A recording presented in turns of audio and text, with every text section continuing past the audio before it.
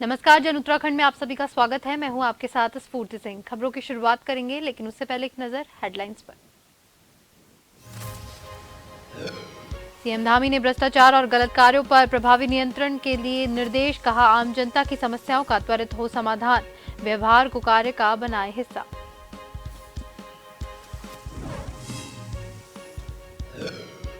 उत्तराखंड के पर्यटन मंत्री सतपाल महाराज जोशीमठ से लौटे, आपदा को लेकर दिए निर्देश, कहा धामी सरकार बेहद संवेदनशील।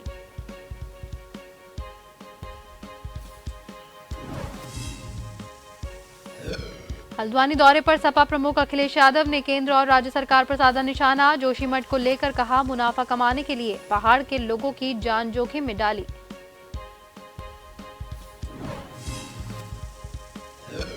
कांग्रेस का हाथ से हाथ जोड़ो यात्रा अभियान 26 जनवरी से होगा आगाज, कांग्रेस घर घर जाकर कांग्रेस की विचारधारा से लोगों को जोड़ेगी।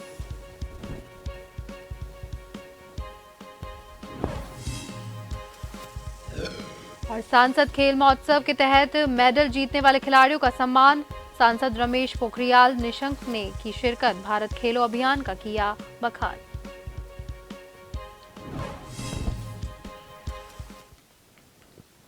और अब खबरें विस्तार से। मुख्यमंत्री पुष्कर सिंह धामी ने नेताजी सुभाष चंद्र बोस की जयंती पर मुख्यमंत्री आवास से उनके चित्र पर श्रद्धा सुमन अर्पित कर श्रद्धांजलि दी। उन्होंने कहा कि आजाद हिंद फौज के नेतृत्वकर्ता, भारतीय स्वतंत्रता संग्राम के महानायक नेताजी सुभाष चंद्र बोस ने राष्ट्र की स्वाधीनता के लिए अपना जीवन समर्पित किया। उनके पराक्रम दिवस की समस्त देशवासियों को शुभकामनाएं दी।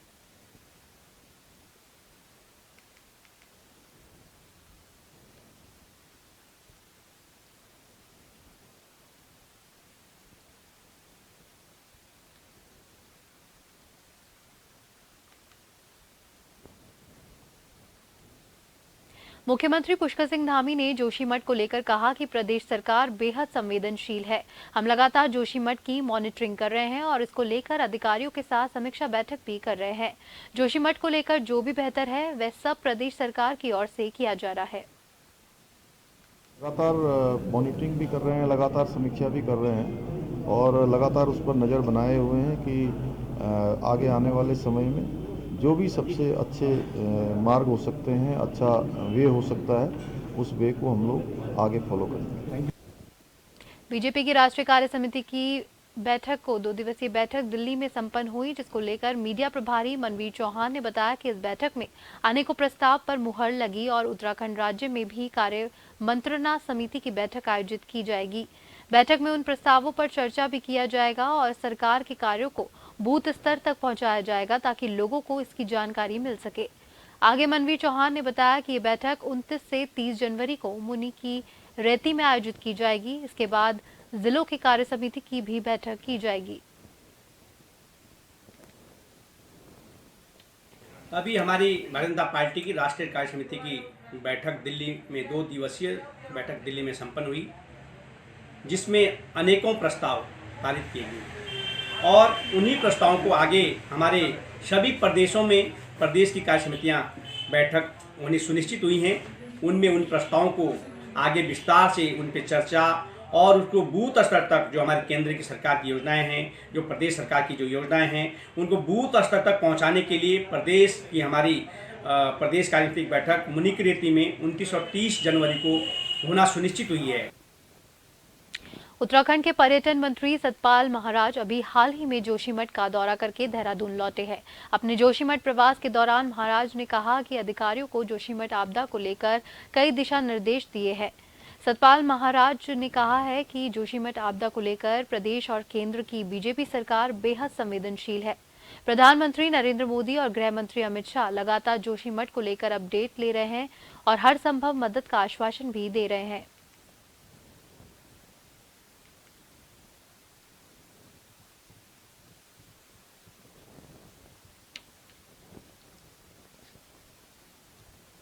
सड़कों में दरार आई है और थोड़ा सा लैंड स्लाइडिंग हुई है, लैंड हैज बीन संक, तो उसको देखते हुए उसमें उसकी मरम्मत की जाएगी। और निश्चित रूप में मैं जब जोशीमठ गया था तो मैंने देखा था कि लोगों ने अपने घरों के नीचे सेफ्टी टैंक्स बना दिए हैं और उसके अंदर कोई भी प्रॉपर ड्रेनेज सिस्टम नहीं है। ऐसी स्थिति के अंदर क्या होता है कि जब कोई सोते फूटते हैं या कोई जिस प्रकार का प्रेशर पड़ता है तो उससे पानी जो है मट्टी को लेकर के निकलता है और वहाँ पर काफ़ी कैविटी हो जाती है। उसी कैविटी के ज़रिए थोड़ा-सा जोशीमठ जो है वो धँसा है और लोगों ने वहाँ की जो भविष्यवाणी थी उसको भी जोड़ते हुए ये कह दिया कि ये सीधे पाताल लोक में चले गया है। मैं समझता हूँ कि जोशीमठ पाताल लोक में नहीं गया है, वहाँ पर महफूज़ खड़ा हुआ है और हम ये चाहते हैं कि पूरी सब मदद जो है जोशीमठ की जाएगी। माननीय प्रधानमंत्री जी ने भी और हमारे गृह मंत्री जी ने भी विश्वास दिलाया है कि जोशीमठ की हर संभव मदद की जाएगी। वहाँ पर मैंने अधिकारियों को आदेश किया है कि भाई आप कमरे खाली करिए ताकि जो लोग 10-10 आदमी एक-एक कमरे में हैं वो और कमरों का इस्तेमाल कर सकें और हम लोग आगे भविष्य के अंदर चाहेंगे कि वहाँ पर विंटर गेम्स हों और औली के अंदर विंटर गेम्स को संपन्न करने के लिए हमने पूरा अध्ययन कर रहे हैं, उसका रिव्यू कर रहे हैं। कांग्रेस की देश भर में चल रही भारत जोड़ो यात्रा के बाद कांग्रेस कार्यकर्ता मजबूती के साथ घर घर जाकर लोगों को कांग्रेस की विचारधारा से अवगत करवाएंगे।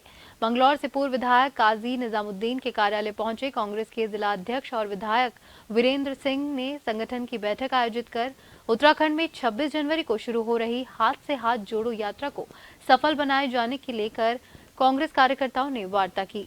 कार्यक्रम में पहुंचे जिला प्रभारी याकूब सिद्दीकी ने कहा कि राहुल गांधी की भारत जोड़ो यात्रा पूरी तरह से सफल रही है। यात्रा का उद्देश्य जो है भारतीय जनता पार्टी की नीति से त्रस्त हो चुके लोग, जिसमें बेरोजगार, किसान, मजदूर सभी लोग हैं और जो भारतीय जनता पार्टी ने धर्म, जाति, रंग भेद के आधार पर लोगों को लड़ाने का एक जो धर्मनिरपेक्षता का ताना बाना जो भारतवर्ष का है उसको खुर्द-बुर्द कर दिया है। जिला विधिक सेवा प्राधिकरण सचिव हर्ष यादव ने देहरादून स्थित न्यायालय परिसर में प्रेस वार्ता में पत्रकारों को संबोधित करते हुए कहा कि देहरादून जनपद के अंदर आने वाले समस्त न्यायालयों ऋषिकेश, विकासनगर, डोईवाला, चक्राता में 11 फरवरी को सुबह 10 बजे से शाम 5 बजे तक राष्ट्रीय लोक अदालत आयोजन की जाएगी, जिसमें फौजदारी, मोटर दुर्घटना, वैवाहिक समस्या, श्रम भूमि, अर्जन विवाद, दीवानी मुकदमे, जलकर बिलों के मामले, वेतन भत्ता, घर वसूली जैसे मामलों की सुनवाई की जाएगी। सेवा प्राधिकरण के तत्वावधान में जो राष्ट्रीय लोक अदालतें आयोजित की जाती हैं उनके संबंध में प्रेस वार्ता के माध्यम से भी प्रचार प्रसार किया जाता है।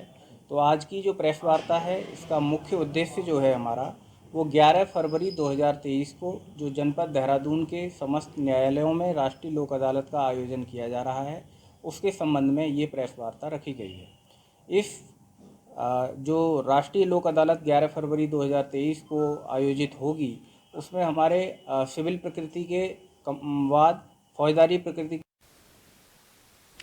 हल्द्वानी में अशोका लैंडेड से बेरोजगार 300 युवाओं ने पदयात्रा निकालते हुए गोलयूज मंदिर से न्याय की गुहार लगाई। पिछले 20 दिनों से हल्द्वानी के बूथ पार्क में धरने पर बैठे युवाओं का कहना है कि उनके द्वारा उत्तराखंड मुक्त विश्वविद्यालय द्वारा डिप्लोमा कोर्स किया गया, जिनको अशोका लैंडेड कंपनी द्वारा करवाया गया और उत्तराखंड मुक्त विश्वविद्यालय उनके डिप्लोमा कोर्स को यूजीसी में मान्यता नहीं दिला पाया।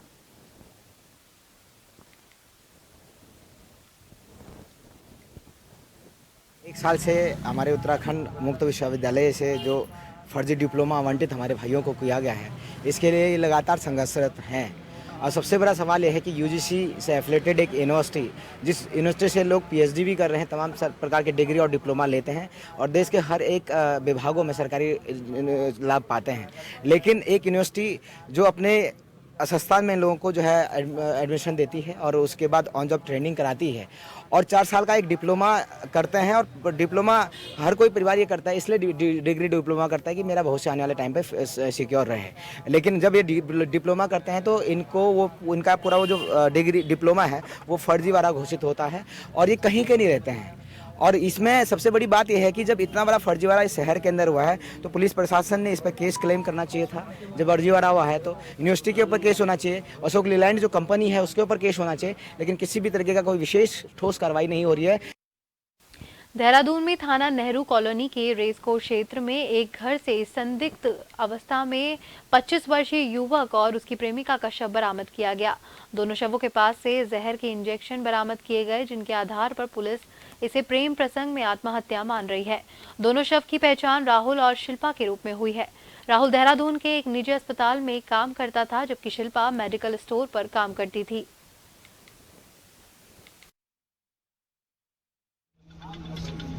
आई थी नेहरू कॉलोनी में कि एक घर में एक लड़का और लड़की द्वारा सुसाइड किया गया है। इस संबंध में पुलिस मौके पर पहुंची है, फील्ड यूनिट की टीम है, फोटोग्राफी की गई और उसके बाद अब बॉडीज़ को पोस्टमार्टम के लिए भिजवाया गया है। अग्रिम कार्रवाई की जा रही है, पूछताछ की जा रही है और लड़का वहीं पर रहने वाला, लड़की कहाँ की है, उसके परिजनों से संपर्क किया जा रहा है और बाकी पूछताछ के बाद जो चीज़ें सामने आई हैं उस आधार पर कार्रवाई की। उत्तराखंड में जैविक खेती को बढ़ावा देने के लिए राज्य सरकार ने जर्मनी की आईफॉर्म कंपनी के साथ एक MOU साइन किया है। इसके साथ ही उत्तराखंड देश का ऐसा पहला राज्य बन गया है जिसमें जैविक कृषि के क्षेत्र में किसी विदेशी कंपनी के साथ हाथ मिलाया है। उत्तराखंड का ज्यादातर हिस्सा वन, नदी और पहाड़ों से घिरा हुआ है, जबकि राज्य में मौजूदा समय में 34% खेती प्राकृतिक खेती के रूप में की जाती है। सरकार का लक्ष्य है कि जैविक खेती को साल 2025 तक 50% किया जा सके। इसके लिए राज्य में 6400 हेक्टेयर भूमि पर जैविक खेती का लक्ष्य रखा गया है। पूरे देश के अंदर इसके लिए एक नई कार्य योजना देश के अंदर बनाई जा रही है और उत्तराखंड चूँकि परंपरागत रूप से प्राकृतिक कृषि का एक तरह से मैं कहूँ कि सांस्कृतिक रूप से या पीढ़ी दर पीढ़ी विरासत के रूप में सदियों से कृषि यहाँ पर होती आई है। इसको और बढ़ाने के लिए अभी कुरुक्षेत्र में हमारे यहाँ के किसान लगातार प्रशिक्षण ले रहे हैं और 2 दिनों तक यहाँ पर भी जहाँ पर कार्यशाला चलेगी, कार्यशाला के बाद फील्ड में जाएंगे। योजनाएं हैं, कृषकों का महत्वपूर्ण योगदान है और राष्ट्रीय स्तर पर हमने इसमें कई बार पहचान बनाई है और 3 बार ऑर्गेनिक इंडिया अवार्ड जीता है। तो अब आवश्यकता थी कि इसे अंतर्राष्ट्रीय स्तर पर ले जाने के लिए। तो अगले 5 सालों में हमारा कैसा विजन रहे और हम इस स्तर को अपने किसानों के प्रोडक्ट्स को अंतर्राष्ट्रीय स्तर पर ले जा सकें, उसके लिए आईफॉर्म संस्था के साथ हमने एक MOU किया है। और ये आईफॉर्म है जिसने पूरे विश्व में सबसे पहले ऑर्गेनिक के स्टैंडर्ड्स को सेटअप किया था 1980 में और 1972 से संस्था ये पूरे विश्व में काम कर रही है। उत्तरकाशी में पहाड़ों से उतरकर जंगली जानवर उत्तरकाशी की निचली क्षेत्रों में दिखना शुरू हो चुके हैं। वहीं पहाड़ों में जिस तरह से बर्फबारी हो रही है, उसके बाद उत्तरकाशी मुख्यालय के नजदीकी क्षेत्रों में अब जंगली जानवर भी घूमते नजर आ रहे हैं। उत्तरकाशी के ऋषि राम महाविद्यालय के प्रांगण में जिस तरह से CCTV में कैद हुई वीडियो ने फॉरेस्ट विभाग पर प्रश्न चिन्ह बना दिया है, तो वहीं रात में गश्त करते पुलिसकर्मियों सहित सुरक्षा पर भी सवाल खड़े हो गए हैं। जबकि फॉरेस्ट विभाग सिर्फ जंगलों में ही गश्त मारती है, मगर मुख्यालय के नजदीक कोई भी पूछने को तैयार नहीं है। लगातार तेंदुए और भालू के आतंक से लोग खौफ में हैं।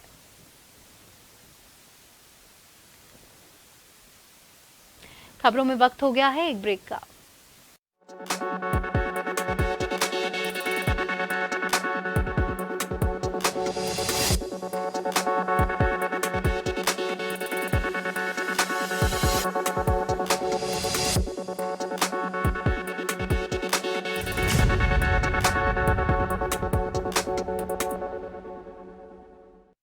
खबरें जो आप पर करती हैं सीधा असर, खबरें जिन पर होती है जनता की नजर, खबरें जिनकी तह तक पहुंचना है जरूरी और जो कसौटी पे हो पूरी।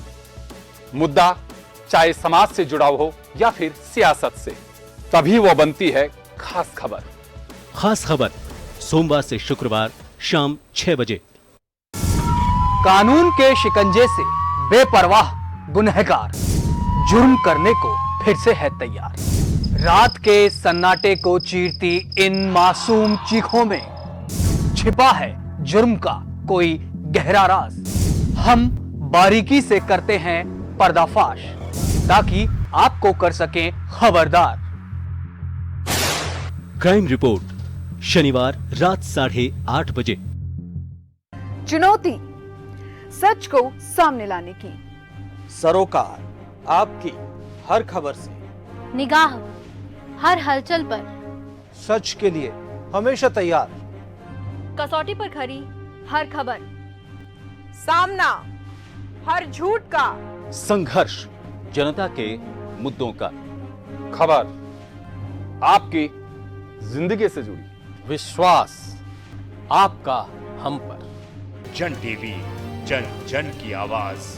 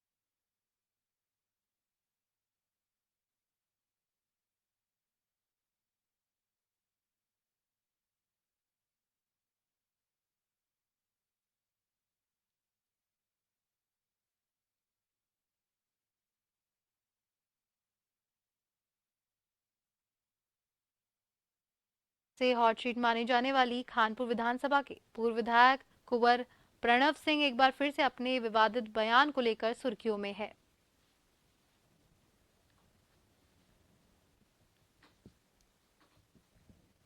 कानपुर की जनता ने कुंवर प्रणव सिंह के इस विवादित बयान को लेकर प्रेस कॉन्फ्रेंस करते हुए कहा कि प्रणव सिंह ने जो कहा खानपुर एक छोटा सा टुकड़ा है, खानपुर का क्या वजूद है, ये बहुत ही घटिया शब्द उन्होंने अपने भाषण में इस्तेमाल किया, जिसकी हम घोर निंदा करते हैं। अरे यार, खानपुर छोटा सा टुकड़ा है यार, क्या वजूद है खानपुर का? बात करनी है तो बड़ी करो। देखो, ऐसा है, एक कहा गया है कि सैर करो तो गुलशन की, बाजार में क्या रखा है, और कत्ल करो तो नजरों से, तलवार में क्या रखा है। तो बात करो सहारनपुर की, जहां से एमपी का चुनाव लड़ूंगा इंशाल्लाह।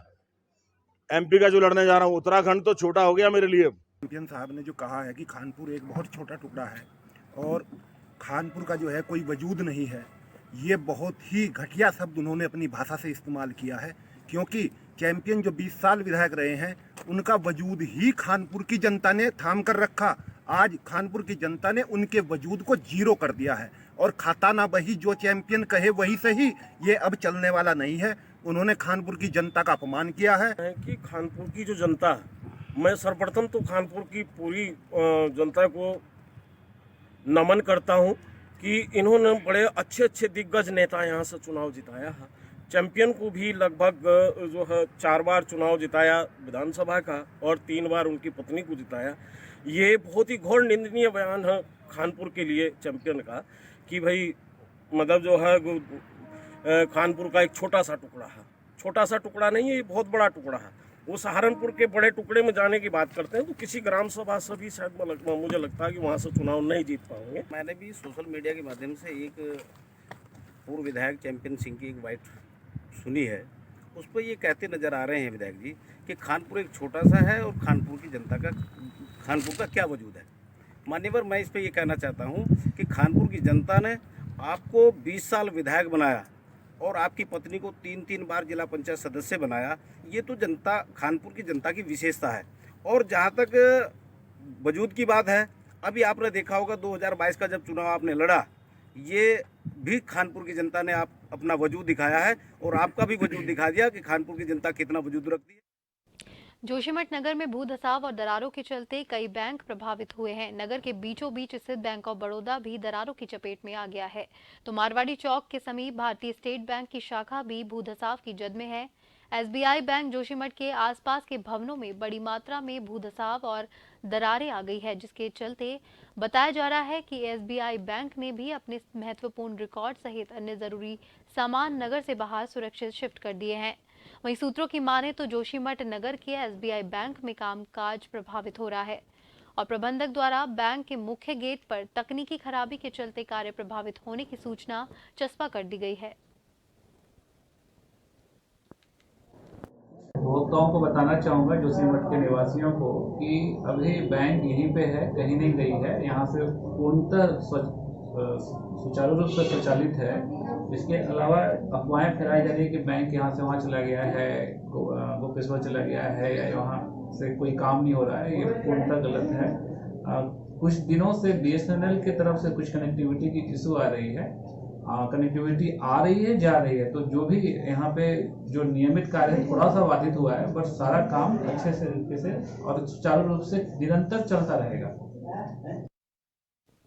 हल्द्वानी सहित आसपास के इलाके में सरकारी विभाग में लगे पुराने वाहन 1 अप्रैल से नहीं चल पाएंगे। मोटरयान अधिनियम में संशोधन किए जाने के बाद अब सरकारी विभागों में 15 साल से पुराने राजकीय वाहनों का संचालन बंद करने का निर्देश दिया गया है। आरटीओ संदीप सैनी ने कहा है कि 1 अप्रैल 15 साल से पुराने वाहनों का संचालन बंद कर दिया गया है। गौरतलब है कि केंद्रीय वाहन राज्य सरकार या संघ या राज्य के क्षेत्र के सरकारी वाहन, इसके अलावा नगर निगम, नगर पालिका और नगर पंचायत और सार्वजनिक क्षेत्र के उपक्रम के सभी वाहन 15 साल से पुराने, उनका नवीनीकरण नहीं होगा और स्वतः निरस्त माना जाएगा। मिनिस्ट्री ऑफ रोड ट्रांसपोर्ट द्वारा जियो जारी कर दिया गया है कि 1 अप्रैल 2023 से जितने भी सरकारी वाहन हैं स्टेट के अंदर, जिस भी उपक्रम के हैं, वो 1 अप्रैल 2023 के बाद उनको रिन्यू नहीं किया जाएगा और स्वतः ही वो जो है निरस्त माने जाएंगे। उनका रजिस्ट्रेशन और संचालन जो है बंद माना जाएगा उनका। गणतंत्र दिवस के अवसर पर परेड ग्राउंड में आयोजित समारोह पर लगातार देहरादून की जिलाधिकारी सोनिका नजर बनाए हुए हैं। उन्होंने कहा है कि परेड ग्राउंड में 26 जनवरी को लेकर तैयारियां चल रही है। परेड की भी तैयारियां लगातार जारी है। हमारे इन्वेंटेशन भी फाइनल है और हमने इन्वेंशन की भी व्यवस्था की है, जिसके द्वारा लोगों को आमंत्रण किया जा रहा है। साथ ही हमने परेड देखने के लिए पोर्टल भी ओपन किया है, जिसमें लोग लगातार रजिस्ट्रेशन करवा रहे हैं। होना है तो परेड ग्राउंड में तैयारियां चल रही हैं और परेड की प्रैक्टिस भी रेगुलरली चल रही है और हमने इनविटेशंस जो हमारे जाते हैं वो फाइनल हो गए हैं और ई इनविटेशन के द्वारा भी लोगों को बुलाया जा रहा है। जो हमारे देखने आएंगे उनको बुलाया जा रहा है। एक पोर्टल भी ओपन किया है कि लोग जो आना चाह रहे हैं वो उस पर रजिस्टर कर लें और तैयारियाँ चल रही हैं। हल्द्वानी आवास विकास स्थित सुभाष पार्क में नेताजी की 126वीं जयंती धूमधाम से मनाई गई। इस अवसर पर विभिन्न स्कूलों से पहुंचे छात्रों ने यहां आयोजित विभिन्न प्रतियोगिताओं में विभाग किया। चित्रकला प्रतियोगिता सहित सांस्कृतिक कार्यक्रमों में लोगों का मन मोह लिया। बतौर मुख्य अतिथि पहुंचे नगर आयुक्त पंकज उपाध्याय द्वारा 90% देख चुके बुजुर्गों को शॉल और लाठी देकर सम्मानित किया।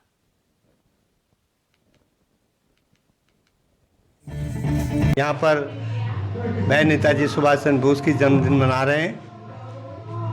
ये पार्क जो हमने हल्द्वानी के अंदर, एक्चुअली सुभाष चंद्र बोस की कहीं प्रतिमा नहीं थी और सुभाष चंद्र बोस इतने क्रांतिकारी रहे थे, तो ये मन में आया था यहाँ के तमाम हमारे सुभाष नगर के लोगों की, बस सुभाष नगर की प्रतिमा यहाँ होनी चाहिए। तो यहाँ के हम लोगों ने सबने मिल करके सुंदर प्रतिमा सुभाष चंद्र बोस की यहाँ के लोगों ने चंदा करके बनाई। ये सुभाष चंद्र बोस जयंती जो आज हम लोग एक जिसे कहते हैं हम आज सब यहाँ पर मना रहे हैं बहुत खुशी से। ये जो हमारा पार्क है सुभाष नगर पार्क, इसमें जयंती हर वर्ष मनाई जा रही है और जिस तरीके से यहाँ पर जो बच्चे जो खूबसूरत अपनी प्रस्तुतियाँ दे रहे हैं, है ना, अपनी कला के माध्यम से, अपने नृत्य के माध्यम से, अपने भाषणों के माध्यम से जो अलग अलग अपनी प्रतिमाएं यहाँ पर देखने को मिल रही है, बहुत सराहनीय है। और मैं जो समिति के सदस्य हैं और समिति के जितने हमारे पदाधिकारी हैं, मैं सबको बधाई देता हूँ कि आपने जो सुभाष चंद्र बोस जी जो पूरे देश के नेता थे, एक महान पुरुष थे, उनकी जयंती आप बड़े धूमधाम से मना रहे हैं। खबर हरिद्वार से है। कुछ दिन पहले गैस प्लांट चौकी के पीछे महिला का अज्ञात शव मिलने से जिले भर में खलबली मच गई थी, जिसके बाद एसएसपी हरिद्वार ने खुद मौके पर पहुंचकर निरीक्षण किया और टीम का गठन करते हुए शव की हकीकत को सामने लाने के निर्देश दिए थे। जिसके बाद हरिद्वार पुलिस ने हत्यारे को बिहारीगढ़ सहारनपुर से दबोचने में कामयाबी हासिल की है, जिसका खुलासा करते हुए एसएसपी हरिद्वार ने बताया कि मृतका कृष्णा ब्रह्मपुरी सिडकुल हरिद्वार में किराए पर अपनी 4 बेटियों के साथ रहती थी।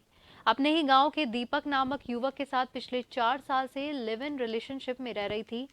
कृष्णा का बीते कुछ समय से अवैध संबंध में शक को लेकर दीपक के साथ झगड़ा चल रहा था, जिस कारण दीपक अक्सर मारने की धमकी देता था। उसी दिन रात्रि में अभियुक्त कृष्णा की कंपनी हर्ष प्लास्टो के पास पहुंचा और चौकी गैस प्लांट के पीछे दोनों के बीच दोबारा से इसी बात को लेकर झगड़ा हुआ और अभियुक्त द्वारा कृष्णा को नाली में डालकर ऊपर पीछे से इसका सिर नाली में दबाकर उसकी हत्या कर दी गई।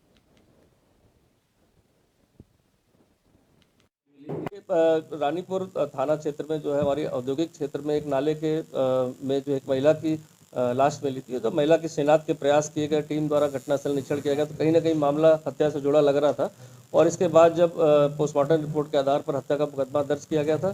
साथ ही साथ ये भी पता चला कि जो महिला थी वो काफ़ी साल पहले सहारनपुर से सिडकुल क्षेत्र में आके कार्यरत थी। उसके परिवार के लोग भी यहाँ पर आ गए थे और उनके साथ रह रही थी लिव इन रिलेशन में, जो अभियुक्त था जो दीपक नाम का, उसके साथ। लेकिन इनके अक्सर किसी न किसी छोटी मोटी बातों को शक के आधार पर लेकर, पैसे को लेकर झगड़ा होता था और जिस पर पूरी प्लानिंग के साथ जो अभियुक्त दीपक ने जो है उसको वहाँ पर सुनसान जगह देखकर वहाँ पर उसकी गला दबा के हत्या करके नाले में डाल दिया था और ऊपर से उसमें बैग डाल दिया था जिससे कि किसी को पता न चले।